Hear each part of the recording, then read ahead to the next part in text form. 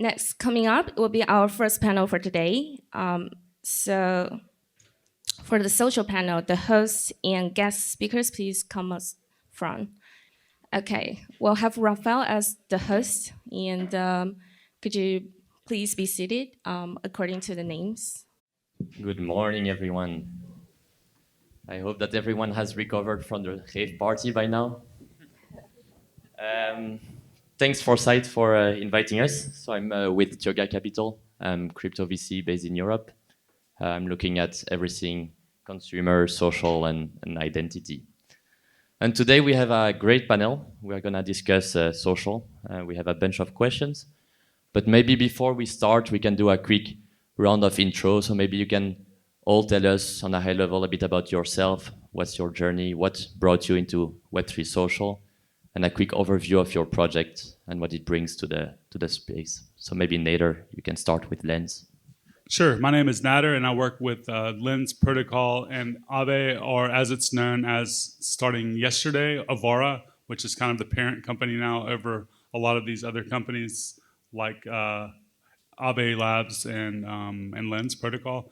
So Lens is a Web3 social protocol that is more similar, in my opinion, to something like a serverless platform that just gives developers all of the primitives that they need to build social applications, similar to how Auth0 provides like authentication services, and AWS services like Lambda provide serverless functions, and even Twilio provides messaging and things like that for developers. Lens provides the primitives to build social applications.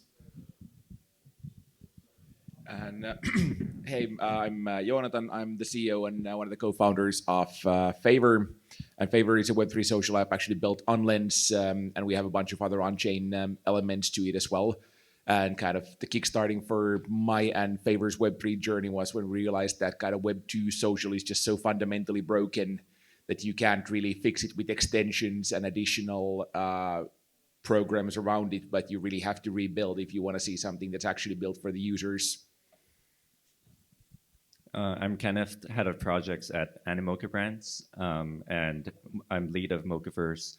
So what Mocaverse is essentially doing is building that meta layer on top of the 450 portfolio companies, a mix of different culture and entertainment companies, such as gaming, music, sports and fitness, healthcare, and so on. And we're building essentially around identity, social, and growth. And I'm Solo, so head of growth at Space ID. We initially launched a few name services because obviously people saw what the integration of ENS can do for Ethereum into like kickstarting the social interactions in there. So we did the same for BNB Chain, for Arbitrum, for Say. And then every time we're trying to get integrations done, partners obviously take some time to integrate a name service, right? It was the same with wallets back in the days. People are just asked to integrate their wallet all the time, and Wallet Connect came out with a solution for this. So we released a Web3 Name SDK, which is a little bit the same thing, but for name services. So when you integrate it, you become compatible with all the domain names we've released, but also .eth. And then we're adding .lens as well. We're adding .crypto, a few others. And then recently we just released a permissionless front end for anyone to release their own name service. So it used to be reserved mostly for ecosystem because it takes a lot of resources to launch domain names. It requires a lot of integrations. But now it opens the door to any like KOLs, NFT projects, or just dApps to go in there, take 5 minutes, enter some parameters, and then have a name service that is already compatible with our existing ecosystem of integrations. Awesome. Thanks for the intro. My first question would be, why are we even doing that? What's wrong with existing social networks? And maybe we can start with Favor, since you're building on the application level. You're probably the closest to the end users. Yeah. So I think there's a lot of things that are kind of obviously for the basic consumer interaction, the current networks work great. There's no problem with that. But then the challenges come from the kind of centralization of power. So if we look at, for example, censorship in today's environment. It means that there is essentially a few people around the world who control the entire media narrative. So Elon Musk can pretty much decide what Twitter or X is going to be showing to everyone. Zuckerberg can decide what's happening on the meta platforms. And that means that that's already like a pretty big risk where a few people can actually decide what the news outlets are. Majority of teenagers in the US are getting their news primarily from TikTok. That's a pretty dangerous starting point where the TikTok algorithm determines the opinions and even political affiliations of a big share of Americans as a result. So that's kind of one of the like big overarching issues that I think decentralized social can solve by having kind of, instead of a few algorithms and a few people designing kind of setups like Lens and Mocha ID in the background mean that we can have hundreds of different front ends with their different algorithms deciding how they want to show things, what they want to censor, what they don't want to censor. And that way we can actually kind of democratize the control over that narrative that actually is happening online where people are getting their opinions. And then obviously kind of smaller issues are such that you don't actually have any ownership. My grandmother got kicked out of Facebook and Instagram a couple of years ago. One of the reasons to start Favor, like if she can get kicked out, anybody can, because she's not a very bad person online. So she only changed her age accidentally to 12 trying to hide her birthday. And the result was she was kicked out forever from both platforms. So ownership is going to be very important, especially for creators who right now are essentially in a rented platform. If you're an Instagram influencer, you can build yourself a 10 million follower community, but you have zero ownership, zero claim over that. So one wrong Instagram post and you might lose them all. And obviously Facebook or Meta is making tons of money on your content and your audience, but they're not giving any of that to you. So that's some of the kind of starting points there. So, anything you want to add from the identity angle? Yeah, of course. So I would say like the first thing is when you build yourself a brand on one platform, sometimes it can be hard to like port it to others. And just for like the name like perspective, I can build my brand as solo on Twitter and own this username. But then when I'm going to use YouTube or TikTok or these other platforms to just like spread my content, I have to go and use like different identities. There's nothing connecting it. And even the username that I'm going to use might be like different. So then you got to like advertise your list of all your different identifications on these different platforms. But obviously, if your username is in the form of interoperable NFT, you're the same person everywhere. Not only that, but you can own your brand. Once you're done with it, once you want to exit, let's say you could choose to just sell your username. Just imagine if Elon was able to sell his username, how much he could get out of this. And then for just like social media in general, it's a stupid story, but my cat, and you'll see where I'm going with this. My cat got like famous on Instagram at some point. He got over like a lot of followers essentially, and at some point, if you want to monetize it, you have to do like paid promotion, which it works in the beginning, and then you start competing around Instagram's own algorithm pushing ads, and you're trying to compete with your own platform basically. Whereas instead, if you could just receive a share of the revenue based on the ad revenue that you generate with your content, you wouldn't have to do these sort of things. You would be happy that you can get like a cut out of all this. Thanks. I don't know if someone wants to add something on this one. Yeah, so definitely agree with both sides, right? Like Elon Musk took over the X handle just like that, and I think Web3 is solving the ownership issue, and also at the same time the interoperability basic pain point that we're trying to solve as well is basically what we're building is an open network that welcome everyone to build with us together. Because, for example, our identity wouldn't be composable or even usable if the network is not recognizing or token gating and providing privileges based on that reputation and that identity. What we're essentially doing is bring everyone together in the Animoca network and other partners that we build together, such as Favor. We work very closely together to do just that. And just imagine like one platform can take away your account or one reputation, but then you can carry that identity and reputation somewhere else that actually recognize your level, your tier, your points, your identity, and then you can basically port it anywhere in the same network and enjoy the benefits. And the more the network recognize that identity and the reputation, the more valuable that identity would be, and really building that interoperability across the whole network. And what have we achieved so far in terms of changing the status quo? You're all working on projects, I think, for at least 1 year, potentially 2 years for some here. What have we done? And maybe we can start with Lens. You just released the Lens V2 last week, which to my understanding has features that were not possible in TradFi or traditional social networks. So can you explain more? Yeah, I mean, I think if you start with looking at why people are building this, like you asked in the last question, the answer from us, we're all like Web3 people, so we're going to be shilling like our ideas. But in reality, maybe that's not what people actually want, because people come into this space sometimes to build stuff and launch a token or whatever. But when you actually look at what's happening in the traditional social media world, you have three, I think, of the main players there. You have Instagram, Facebook, Mark Zuckerberg group. You have TikTok, and then you have Jack Dorsey, who started Twitter, and then he did Blue Sky, and now he's on Nader. But if you look at two of the top three social founders in the history of the world, I guess, those would be Dorsey and Zuckerberg.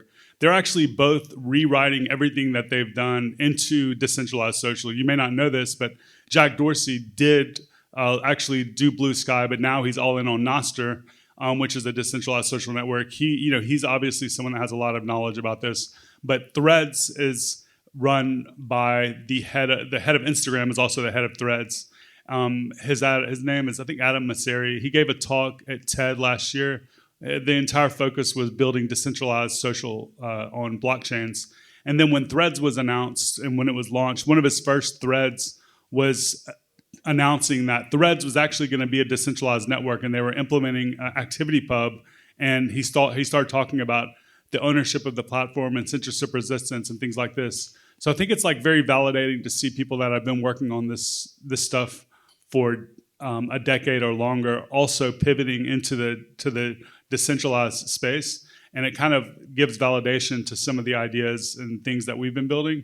But in terms of like what has actually been accomplished over the last couple of years, I think that the general idea of building a Web3 social platform was like really cool, but in reality, no one had done it before, and because it's very complex. Like, it's really easy to build something on a centralized database. You have full control and blah blah blah.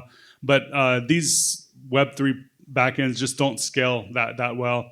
I think the most scalable blockchain today is at max a few thousand transactions per second, and a traditional database like DynamoDB can scale up to almost 100 million operations per second. So when you start comparing the infrastructure, it's actually really, really challenging to do this. So therefore, it has taken a while to kind of get to where we are today.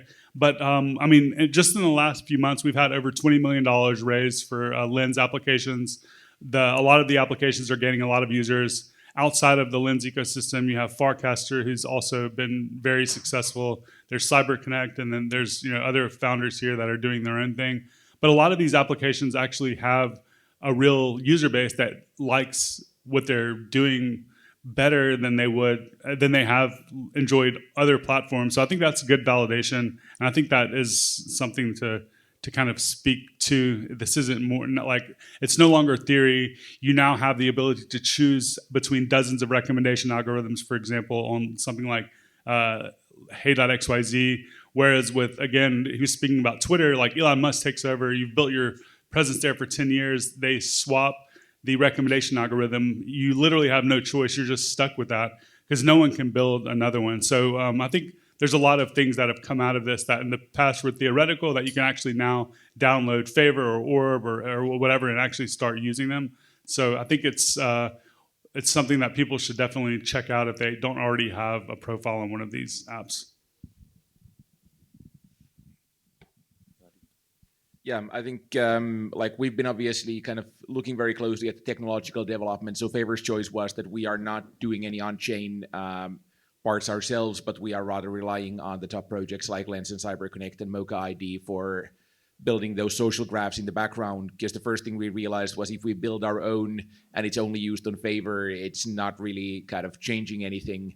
Then it's just an on-chain Web2 application. So the first thing for it to actually be Web3 is it has to be portable across different places, not just ownable inside one place.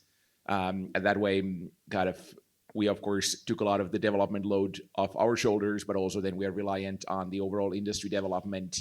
And as Nader mentioned, it's taken a while to figure out how to actually get there. But now looking at the development of all the biggest platforms, pretty much everybody's going for wider consumer availability and has a version that should be able to scale at least for kind of the early adopter crowd and start showing some real adoption. Or at least now we can start seeing, is it possible to get real adoption, which is a great first starting point. Then the next big question is, why should anybody outside of this room and this conference care? And that's the big thing that nobody has yet proven. So we obviously believe very much that Web3 social and decentralized social are going to be big things. But will they actually be such that like a kind of crowd outside of the crypto circles is starting to realize like, hey, I want to be part of this as well?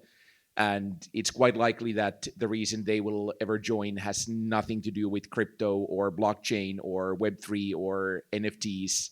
And it might be that they're actually joining despite those. But the really cool part of the interoperable network effect in the background is that that's got to supercharge the innovation. So right now, most of the apps look fairly similar. It's kind of some version of a Twitter/Instagram-esque experience. But the fact that there is kind of a user base you can tap into on day one, the tooling that Lens has been developing for that is going to mean that there's all of a sudden hundreds of projects building on top of that same social graph. And the next experience that goes viral might be something completely different looking than what's been going viral before. But we're just like really 100xing the odds by having 100 teams trying to figure out what's the next consumer viral sensation in social, instead of relying on kind of siloed experiences where one of them will trend for a while and then go back, like Be Real, for example, or Clubhouse, where they were big for months or a year or so. And then just the fact that not everybody's there and they're usually like a pretty like one-trick pony at that point, it's really hard to keep it up long term. But if you can have all of these different experiences on the same graphs, then I think eventually somebody hits that jackpot and starts really growing the entire network with it as well.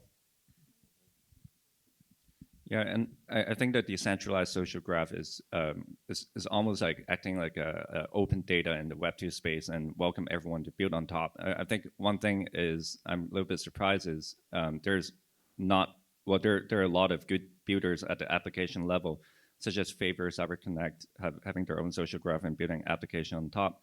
But then also at the same time, I see actually a tremendous opportunity in terms of building a gamification layer on top of social graph and to build that network effect through gamification and financialization on top of it. And one thing I'm not sure if everyone knows, but we launched our Mocha ID, and the Mocha ID actually essentially on the back end is using the Cyber ID infrastructure and also the Cyber account, the account extraction SDK. And one thing that is quite interesting is that right now, when you use your same key and same MetaMask EOA to create an account extraction wallet, you're actually locking into the same account. So like in the future, if you think about it in the Animoca ecosystem and our partners, actually everyone can share the same single sign-on and you can lock into your same identity. And that is truly creating that interoperability across the whole network. And I think that would be one of the most important things moving forward, is building that network effect and having that single sign-on in the network. So yeah, so we really want to see a lot more builders building on top of the decentralized social graph as well. And for domain names, I mean, it's a very simple concept, right? The idea is just you replace your wallet address with something a little bit more like recognizable. But we see the importance because when we launch one on a new chain, a lot of these dApps that rely on social interactions between users Because there was no name service available at that time when they launched, they all developed their own centralized system for users to create like their profile name, but wouldn't have had to do that if a solution was like already existing for this, because they know that online when the users interact with these dApps, they need to be able to recognize each other. It's much more fun looking at a sweep on an NFT marketplace where you can start recognizing users, or when you look at the leaderboard for a game and then you start recognizing these names that are also appearing in a different game on that same chain. And we actually have to rely a lot on the utility of decentralized social platforms for domain names, because why would you want a domain name right now? You might not necessarily see the utility, but that's because you're still using Discord, you're still using Twitter to do most of your interactions, even if you're in crypto. But if we move more and more to a system where you're not using Twitter, you're using the equivalent of a decentralized Twitter, then it makes much more sense to want to have a certain identity that you can port elsewhere. But there's still a lot of challenges to do. I gave the example that's like right now you might go and get a username on Twitter, but you are forced to get a different one on YouTube because it's already taken. We still run into these issues right now, not within the same blockchain. But if you want an identity on Arbitrum and then you want another one on another chain, you might still be forced to have like two different names. I might go and secure solo.arb, but solo.eth is already taken. So we have to find ways to make these different identities omni-chain as well. And that's a challenge that we got to solve. Now the hot question is, we have seen over the past few weeks a lot of experiments built around the model of friend.tech, with a lot of projects also forking that model. My questions for you is, what do you think about this model and the sustainability and the long-term vision for such projects, and any hot takes that you might want to share with the audience? I really like any experiment that is successful, that takes advantage of combining like high quality UX with Web3 primitives. And I think FriendTech did a really amazing job of bringing a lot of things together that no one had kind of done before, at least in a competent manner, in my opinion, like by a team that could actually get people to use the app. I think that really, focusing on a PWA, really focusing on high quality UX where the user doesn't need a wallet in a traditional like manner. They can just sign up. I think the biggest barrier to entry there was the fact that you still needed some type of token to interact. I think if someone can kind of iterate on that approach and bring something to the table that has similar qualities of like gamification and some sort of civil resistance, but still not require any token to use the app, would probably be like the next unlock. But I think they did a great job, and I like to see more things like that. Even if it's not like exactly the type of application that I'm most interested in using, a lot of people were, and therefore a lot of people that had never touched any blockchain application picked it up for the first time. A lot of like famous people started using it. So we need more things like that, I think, for sure. Can you explain what is PWA? Yeah, PWA is like a progressive web app. The biggest challenge right now with mobile and crypto is that you cannot submit an app to the App Store with crypto payments without giving 30% to the App Store, therefore limiting pretty much anything that you can do. So if I want to pay for a subscription on the Apple Store, it just isn't possible because of the nature of crypto, because you're interacting through wallet-to-wallet transfers. But in order for payments to happen on the App Store, you have to actually use something called in-app purchases. And if you submit an app to the App Store to be approved and you're not using in-app purchases for a payment, they reject it and they just don't let you in. And if you try to sneak it in and they find it, they reject you. So PWA gets around that by giving you the ability to just build a web application that's mobile focused, but allows you to add it to your home screen. So it looks like an app, but in actuality, it's just like a web. It's just a website that's mobile, but it looks more like an app, I guess. Yeah, I've had some pretty hot takes on these previously, so I'll try to give a more diplomatic answer this time. I think obviously it's always great to have more adoption and kind of proof of people flowing into the space. The challenge here is that, like with majority of kind of crypto and kind of financialized setups, the kind of like desire for making money is masking whether there is any real demand and real utility below it. And the problem there is that if all of the people are joining because, hey, if I buy this key today, then maybe in 5 days it's going to be worth more and I can sell it onwards to somebody else. I don't think many people joined for like, hey, now I can finally be connected with my favorite crypto KOL from Twitter, and I'm willing to pay half an ETH for that experience. People would pay half an ETH hoping that the next day it's going to be 1 ETH and they can sell it onwards to the next person. And the problem with that is that nobody's yet invented the like infinite money-making machine where everybody coming in will make a lot of money. It's always either gambling or a Ponzi at that point. So there's always a large share of users who end up losing in that equation if making money is the primary reason to come in there. So I think we want to, like, if we actually want to see long-term adoption and if we want to see mainstream adoption, we need to kind of move away from the social fi mindset of how do we financialize social media and move more towards how do we bring the benefits of ownership and interoperability and things like that. There can obviously be also reward components, like how Favor is approaching what Nader is mentioning. We have the point system that's in-app, that's Web2. Anybody can join and doesn't have to understand anything about tokens.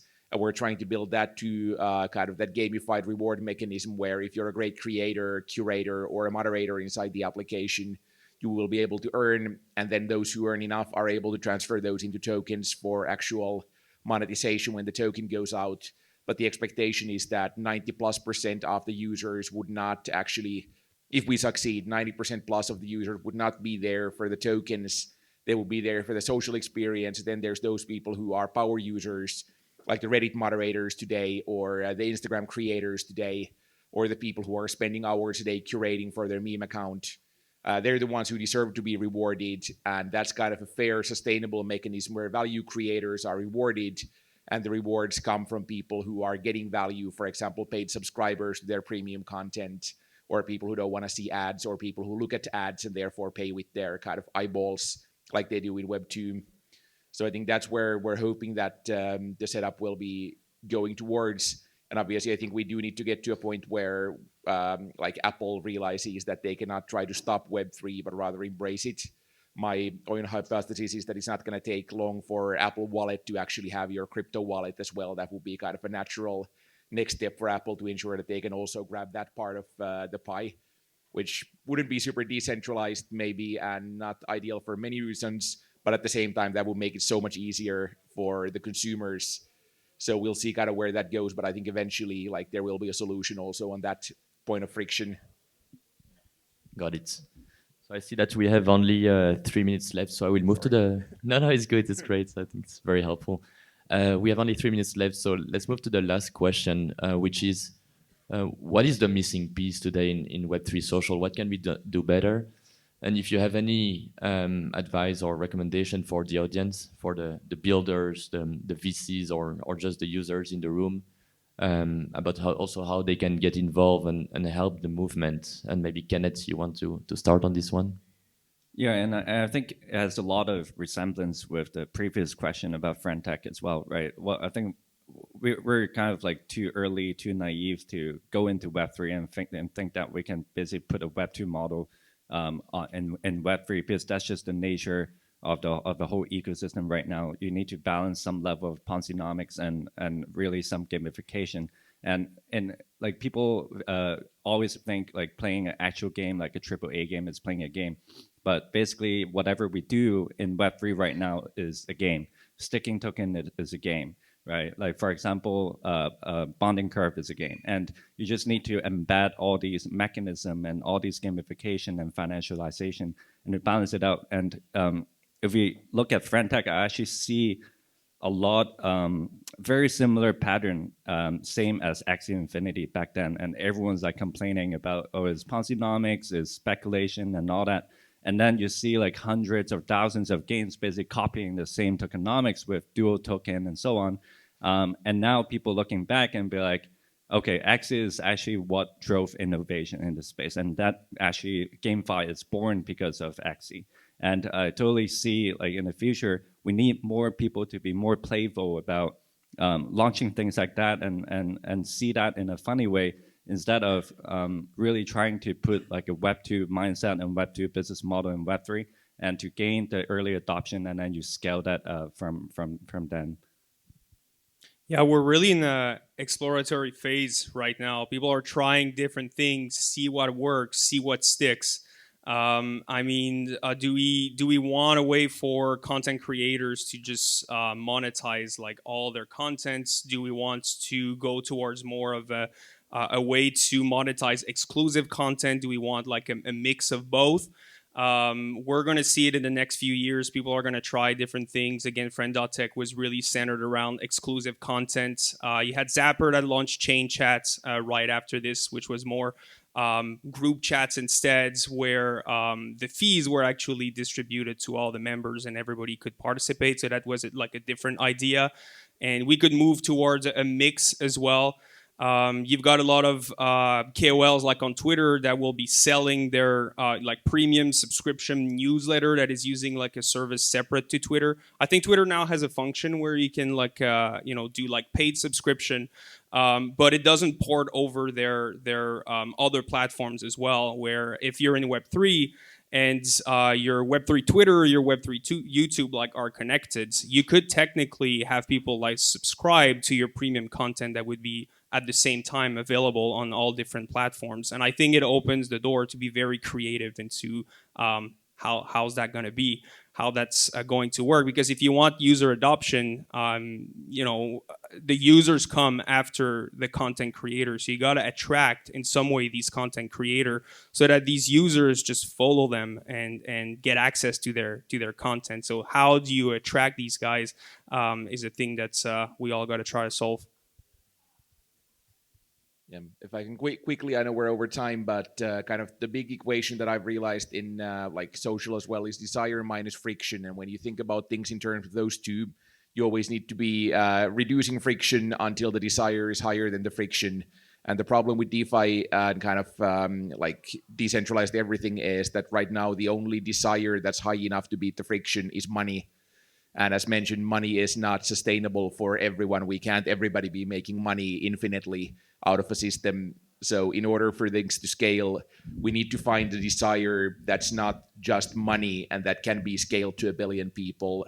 And then we need to reduce the friction of wallet signups and transactions and gas fees and all of this enough that that desire will be bigger than the friction, even if not everybody gets rich in the process. Because sadly, that's probably not going to be a case where 1 billion people all get rich as a result of joining an application. Any last words, Nader? I agree with him. Perfect. Then we are almost on time. Thanks, everyone. And thanks, everyone, for listening as well.